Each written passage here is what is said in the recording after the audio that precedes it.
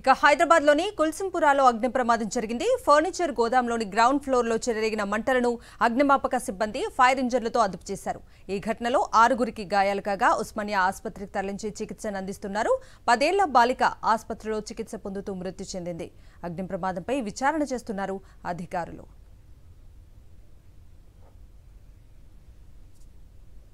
ఇక ఈ అగ్ని ప్రమాదానికి సంబంధించిన పూర్తి అప్డేట్స్ ను అందించడానికి మా ప్రతినిధి సాయి కిరణ్ లైవ్ లో జాయిన్ అవుతున్నారు. సాయి,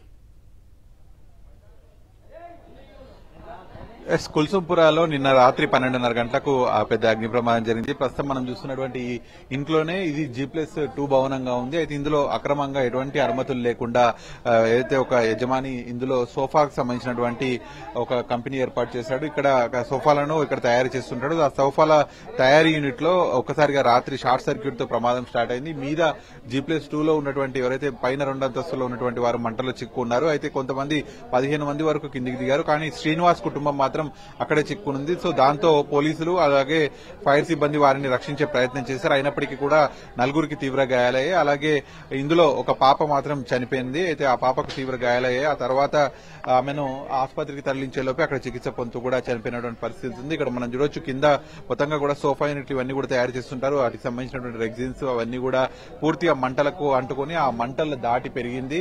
పూర్తిగా పైన 2 అంతస్తుల వరకు కూడా దగ్ధం అవడంతో శివప్రియ అనేటువంటి ఒక చిన్నారి 8 ఏళ్ల వయసు ఉంటుంది. సో తను మాత్రం చనిపోయింది. ఇక్కడ నుంచి పూర్తిగా మనం పక్కన ఉన్నటువంటి భవనం మొత్తాన్ని కూడా చూడొచ్చు. ఇక్కడ 3 బైకులు దగ్ధమయ్యాయి.